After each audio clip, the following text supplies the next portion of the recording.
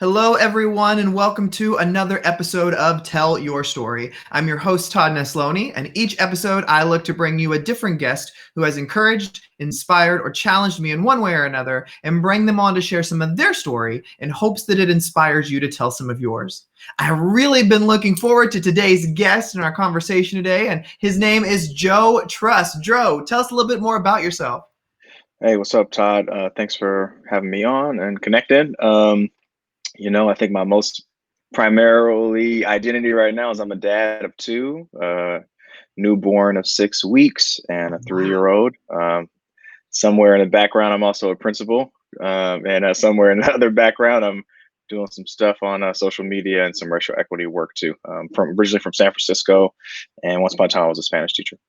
So you definitely have your hands full right now, especially with working from home. But Definitely. what better time to be working from home than to have a newborn there too to kind of love on and spend that time Yes, with? So, most well, Joe, definitely. whenever I interview any guests, I always love to start kind of way at the beginning, and that's when you were a kid. And so, when you were a kid, what did you dream you were going to be, and how does that align with what you're doing now? Yeah. I think I was talking to someone about this recently. One of my earliest jobs I was interested in was being an oceanographer. Some reason a marine biologist. I always loved science, so that was one of my first early interest jobs. And then I was stuck on science and medicine and being a doctor for a long time. I took all the classes, loved all the courses, pre-med programs, you name it. So I mean, I was pretty much pre-med from like seventh, eighth grade until Mhm. about my second year in undergrad. And I mean, that definitely was my dream job Yeah. before I found education. And so what led to you kind of being drawn to the education field? Yeah, I loved medicine just because I loved science, and being a doctor seemed like a great way to do some cool stuff with science. In undergrad, I was coming into a much more deeper consciousness for myself, Mhm. and just making, a lot more reckoning, right? Coming to some reckoning with what's going on in the world with my history, right? So, I mean, what I didn't say about my past is I grew up in a single parent home in an inner city neighborhood of San Francisco called the Tenderloin, high poverty, high crime, high violence, Mhm. and it was a tough place in the '80s during the crack explosion, right? Tough. Right. So making it through all of that, right, and getting into college and doing all that stuff, first Mhm. generation, I started having to make some sense of like what was going on, right? So I Yeah. had to wrestle with this question of why am I here, but literally no one else in my neighborhood is here, right? I Mhm. remember there was one other girl that I grew up with that was a Right. quote unquote school kid, and I didn't know anybody who went to college in my neighborhood. I Right. was in some programs, luckily, and I remember I had this tutor who went to college, and she was at like NYU or something like that, and obviously my teachers, but I don't remember them talking about it, but they went to college, but like that was my experience. So I had to wrestle with why I was there, but no one else was there. And I found sociology, I found history, I Mhm. found African American history, I found all sort of stuff going to a school like UC Berkeley in the Bay Area to just kind Right. of expand my awareness historically, right? So being a poor brown person in America, I understood what oppression was, but now I had this historical, political, social construct to put that in. So I had to think, what am I going to do about that? Right. So like shit has to get better. Right. Right. What am I going to do about that? And for me, being a doctor was not enough. Right. I mean, Mhm. that was kind of some initial ideas. I'll go help some people, and I'll go help Yeah. poor people, and I'll go help brown people. But it was about teaching, right? And then Yeah. right around that same time, I started talking to people who were not satisfied with their life being in medicine. They were paid, they had all this stuff, they were making two, three, $400,000 a year, but they were unhappy. I was Right. like, I don't want that life. Same time, I started doing some more tutoring. I got involved in this program specifically called Leadership Excellence, which was a nonprofit working in the Oakland, California area. That was an Afrocentric program, Mhm. all Black staff, all Black kids, all Black curriculum, Wow. right? No one else in charge of it to tell us that that's not allowed or we can't do Yeah. that. And I got to participate in that like after my sophomore, junior year in undergrad. And I saw the power of that, of giving kids what they need and telling kids who they are, right? And building them up in a positive way. and this sheltered experience. When I saw that right around the time when I wanted to do something better in the world, it Mhm. was a wrap. I was like, oh, I got to be a teacher, and I got to figure out how I can do this wherever I can do the work. Yeah. And that kind of led me into Spanish because I happened to be a Spanish major. I always loved language for some reason. Stuck with that. And I was like, well, what's the quickest thing I can teach? Spanish. I was like, that's what I got. That's what I got the units for. I'm teaching Spanish then, because I need to teach. Um, and that kind of got me in the teaching. I love that's such a you have such an interesting path to where you got today. And I think what I love most about it is how heavily all of that plays into exactly what you're doing today. And I love that you mentioned just having a love of languages and falling in love with Spanish. Have you found yourself being kind of that bug to kind of want to learn any other languages yet? Oh yeah. I mean, when I was an undergrad, it happened to be a Spanish Portuguese program. So we were already learning that. Back when I was a young kid in San Francisco, there was a kind of a bilingual situation for a couple of years. So when I was in elementary school, we were learning Chinese, right? So I still remember like Chinese numbers and colors because I learned it in the second grade, when you should be learning languages. So yeah, of course, timing. I tried to learn a little bit of Arabic when I was on my way to Egypt one time, Oh, and nice. I mean, yeah, if I had time, hell yeah, I'd learn them all. Oh I yeah. mean, I love it. Being able to travel the world and talk to people, Mhm. there's nothing, Oh nothing yeah. bigger than that. Well, while you enter education and you fall in love with this field, at some point you decide that a leadership role is where you're headed to next. Was there any kind of like determining factor where it just hit you? It was like, this is what I want my next step to be. It's funny. My very first year of teaching, right out of teacher ed school, I knew I wanted to be a principal and a leader. I mean, who knows where this stuff comes from, Yeah. like I know I didn't know shit yet. That's fine. But I just knew that I wanted to do that kind of a work. I happened to be in this school that was also, I got lucky in my first placement. This was a school that was founded to be a small school. It's called East Oakland Community High School, founded by a great person named Jeff Duncan Andrade. And it had a social justice framework, foundation. People were hired who were all about that, only about that. Yeah. And the kids were the kids. The kids were our kids in East Oakland. And seeing that, I was just like, oh, I definitely want to be a principal. Mhm. And then, more and more time, it was really more so the ideas that I had just didn't really fit in the classroom. Right. I could do them in the classroom, but for me, it's okay if there's cool shit going on in my four walls, but like if I can't maximize that, and if Yeah. kids are having a different experience when they go down the hall, and we're not aligned as a whole unit, I know the holes there, right? So for me, that Yeah. kind of pushed me like, no, I need to be doing that. And the way I also see it is like, if anyone's putting limits on the ideas that I have, Mhm. if anyone cannot remove the hurdles for the things that I'm trying to do, if they at least they're in service of students and the most marginalized students, then I need to be moving up. I need to Yeah. be doing something else. I need to be clearing those hurdles so somebody else below me or that I'm supporting can do that, right? Because a lot of Mhm. times these people are gatekeepers and they say, oh no, no, no, too much, too far, Yeah. too far outside the box. No, you can't say that. That's too Right. controversial, right? I want to be the person that says, no, do that shit. Do it. Double it. I love it. And with your role now, you can exactly empower those people on your campus and Hmm. you can lead that change campus wide, which I think is powerful. And at some point as well, you decide to enter this world of social media that so many educators are on. And what I love about you is you are unashamedly exactly who you are. You don't try to be anybody else, and you have a heart. I can feel it through your messaging of just change and getting better and knowing that the only way people get better is when they're pushed out of their comfort zone, when they're challenged with their thoughts. And so when you became active on social media, were you always that comfortable with your voice, or was it something you had to kind of grow into? Yeah, that's a great question. I think it's taken different forms. I've always been a writer of some sorts. Mhm. Like back in undergrad days, I was really into poetry and spoken word, live poetry. And obviously in school, you write papers all the time, right? And later on, uh, then I then I kind of would do.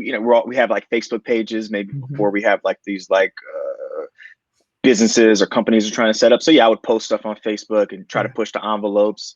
But it wasn't really until I started my blog really that kind of was different, right? I was like, oh, this Mhm. is my space, right? Like no rules. It's not my job. My boss Mhm. can't tell me anything. The school district can't tell me anything.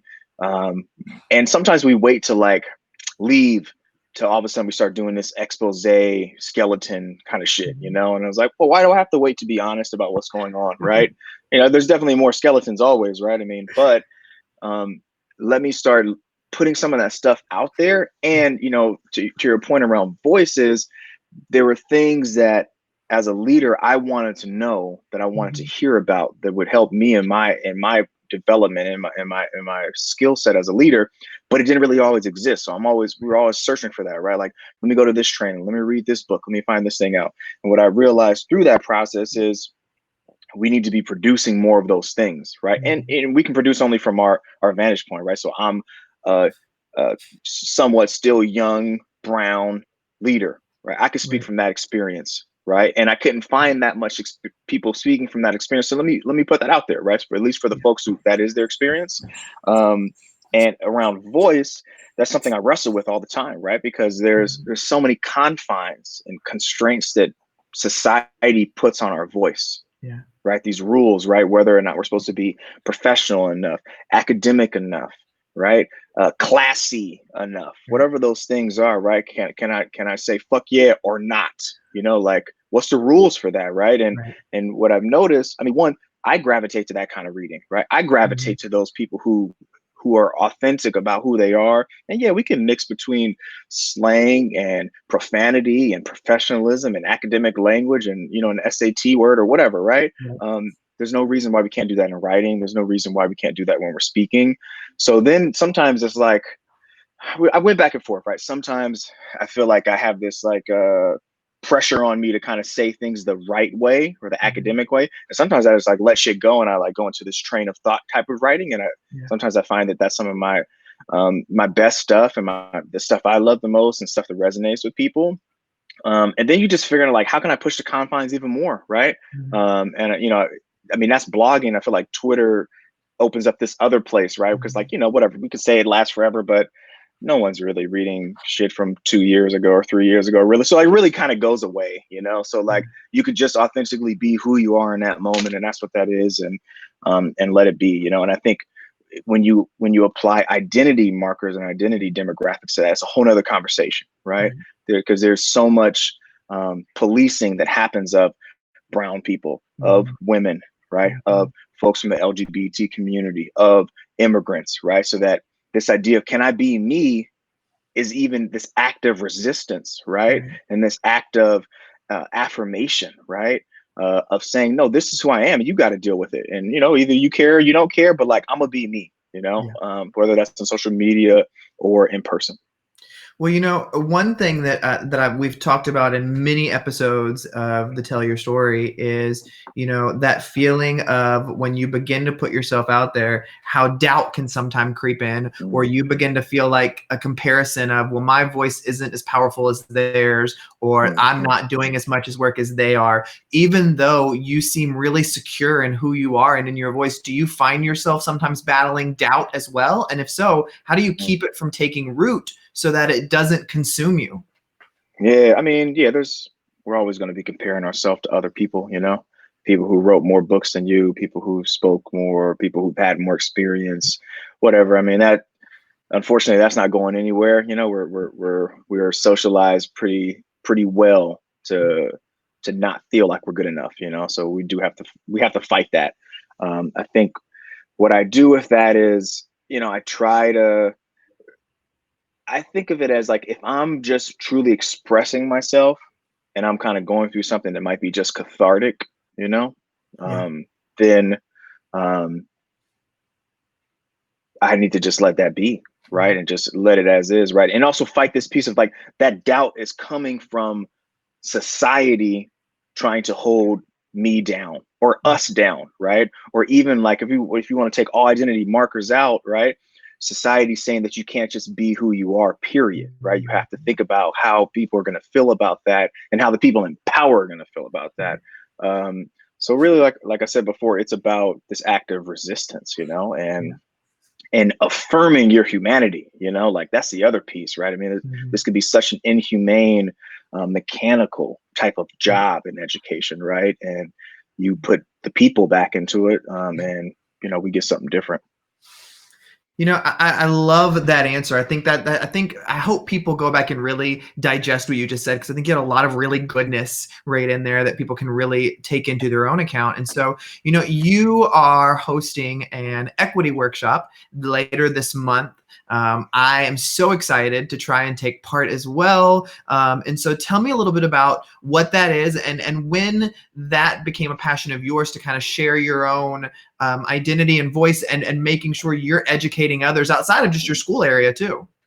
hmm Yeah. So I feel like, given that we're on this tell your story shop, I'll put it in the story. One story I remember is, we were in a staff meeting in my school that we're in, and we were trying to have a conversation to set a foundation for an equity focus for the year that was coming up, a racial equity focus, right? And the conversation was about norms or something like that, right? That part's not important, but in trying to have that conversation with the group of people in the room, and this was my best effort at pushing as the leader, it still fell flat. Right? We still kind of missed the mark. We still weren't really ready to have that conversation about race, about racial equity. And as a result, not much shifted after that conversation. This is the beginning of the year going into the new school year. And, I sat back and thought for a while there, and I was like, well, I know we need to do some deep racial equity work, mindset work to shift what's going on. And this didn't work again. And this is like now my third year of being at the school. After my third year, I'm in the fourth year, and I had to figure out, well, what is it going to be, right? I need something that's actually going to bring people together and also open people up enough and break people open enough, right? I think a perfect example of what does that right now is like the recent police murders of Black people. That's a moment, right, where all of a sudden everybody's like, oh shit, what do we do, right? Right. But that doesn't happen all the time. Well, it happens often, but it doesn't happen in real time that you can always process with, let's say, a school staff. Right. So the lack of that kind of a moment forced me to say, well, what can I do to bring folks to a new space? So that led me to trying to go deeper in looking at white supremacy culture, right? We talk about diversity, we talk about inclusion, we talk about equity. That's almost a palatable conversation now, right? And it doesn't really shift people's actions, right? So I was searching for what could that be. So that led me to this framework of white supremacy culture created by Tim Okun and Kenneth Jones almost 20 years ago. Starting to work on that, I saw people really start to open up, right? It was almost like you're trying to give people some information that they're so much like they're opened up so much that they say, okay, now what? I want to do something different. Great. Let's do that, so that kind of led me. So that was my practice kind of with my staff, right? So then I started thinking, 2 hours isn't enough, right? And we ended up doing like a couple more sessions that year. So we ended up probably spending about 6 hours total, probably more time than most schools spend on racial equity in a year. Still not enough. So that birthed me thinking, how do I get more time, right? And then that led me to think, like, how can I do my own workshop, right? And how do I start to create some spaces for more people? And that led to like a full day, like a 7 hour. And that's very different. You try to do anything in 90 minutes, you get somewhere, you get a day, you can get busy in a day, let alone 3 or 4, right? So seeing, even after the first one I did about a year from now, a year ago from now, seeing people dig in deep and actually come out feeling a little bit like a different person, that's kind of what I want to create, right? I mean, because to have change in education, we need to change, right? It's not the kids. Kids are fine. They're kids. It's not their fault. It's us, right? So that's kind of led me to kind of where I am, and I've just been trying to expand it each time and iterate each time. And in a couple of weeks, I got a couple hundred people coming together to do this. That's exciting. I can't wait to see what comes from this. And so, Joe, because you and I are talking right now, but for anybody listening who may be checking out this episode months later or weeks later from where we are today, our country right now is in a midst of a lot going on. We've got COVID-19 still raging on, which is disproportionately affecting our Black and brown communities. We have, all the killings of unarmed Black men and women, whether it was Ahmaud Arbery, Breonna Taylor, George Floyd, or the countless others that don't get the same media attention. And so, I want to spend just a couple minutes diving into that. And just my first question is, how are you holding up in the midst of this spotlight? Because I know I talked to a lot of my friends of color, and the common consensus has been, I'm exhausted. People are reaching out to me left and right. I'm trying to educate people, but also my heart has feel like it's ripped out because yet again, this has happened to somebody who looks like me or who reminds me of somebody in my family. So I'd love to just start with just how are you? Yeah, I mean it's a roller coaster, and unfortunately, there's been so many events that I've at least been aware of in my lifetime, in my recent adult lifetime, that I know how the roller coaster goes for the most part, right? Of emotions, at least for myself, right? First you just start off angry, it's ridiculous, right? Right. It's despicable every time it happens. Um, I'm sad, right? It's depressing, right?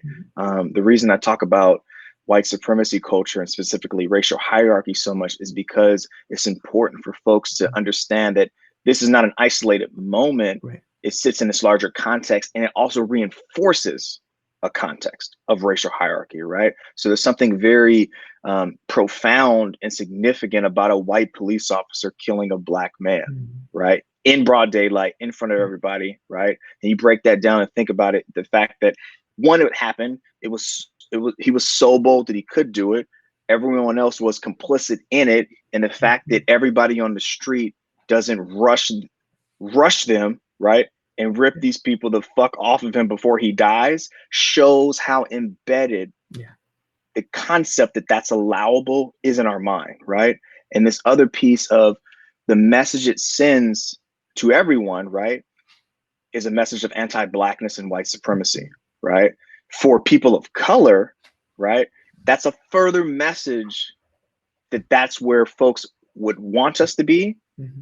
Folks would hope that we would stay, and some folks are ignorant that that is even the reality. So this piece of what do you go from there is like, I have to still dig deep and remind myself that I'm fully a person, right? Because, right, you have this dual consciousness of holding who I believe I am and everyone else, and how everyone else, or how I perceive everyone else to believe I am, or where I belong and what my value is, right? So all of those things, right? And then what do I do about it, right? Like for me, I'm fortunate enough to be in education, right? So this idea that like, I'm gonna go hit the streets and make my voice heard and do that for however long I'm gonna do that, and however long that is. Like for me, I was already in schools, right? I was already working with kids of color, right? Because that's what I believe in and that's what I do, right? So I don't necessarily need to all of a sudden turn on activism for me, right? I don't necessarily need to wrestle with my privilege, right? I can always do more, but I at least know that I'm in the place where I can do some work. I could, and I'll do more there. Then this piece of like, I try to direct that and leverage that pain to doing something about it, right? In my regular context of being a principal, and then this larger space, right? So then now if I can bring together tons of people, or get a message out to tons of people on social media to try to shift things, then maybe that helps, right? Hopefully it does, right? But at least it's more people chipping away at this boulder that is white supremacy. Knowing that you've got two young children, you've got a family, and the things that are happening aren't new. They may be in the forefront of everybody's minds right now, but they've been happening for hundreds of years. And so my question then for you is, in the midst of all this frustration and pain and heartache, how do you maintain any hope that it will get better? I mean, it has to, right? I mean, if you let go of the hope, then your life's over, right? I mean, I'm not going to live that life, right? You may lose hope momentarily, right? Right. But you have to hold hope, because that's really all. That's all we have. And if we all lose hope, then we're really not changing, Yeah. right? And also, right, like if I'm going to be bringing in new lives into this world, right, and my two daughters, I have to have hope, right? Right. I have to have hope they're going to figure it out. If I'm working with young minds every day, right, Mhm. at the schoolhouse, I gotta have hope. Right. Have to, and I have to inspire hope in them, because that's the only thing that is going to keep pushing them to fight for their humanity, and breathe some sort of morality into Right. this country. One as we wrap this up, Joe, one question that I always love to end these conversations on, and some days I get really frustrated that I'm like, oh, I keep these to 20 or 30 minutes because I'm like, I still have like 45 more questions for you. But Mhm. one question I love just to wrap up with is, I believe as people, there are a lot of things we hold really true to ourselves that are the foundation of who we are, and that just are the basis of what we speak from. And so for anybody who's listening or watching today, if they were to walk away with one thing, what would your one thing be for them? Mhm. Um, you can't be neutral, um, and we all have some privilege that we need to leverage to make things better. I love that. Well, Joe, you are doing incredible work. I have been a fan, and I love how much you push me outside of my comfort zone and challenge me and make me want to just be better every day. And I thank you for coming on and sharing some of your voice today on Tell Your Story. I appreciate the opportunity, and appreciate to talk to other folks and connect. And Thanks. thank you, everybody, for listening or watching another episode of Tell Your Story. Remember, you can check out past episodes on iTunes, Spotify, SoundCloud, YouTube, wherever you get it, it's there. I hope today's conversation with Joe has encouraged you to get out there and tell your story, because every story matters.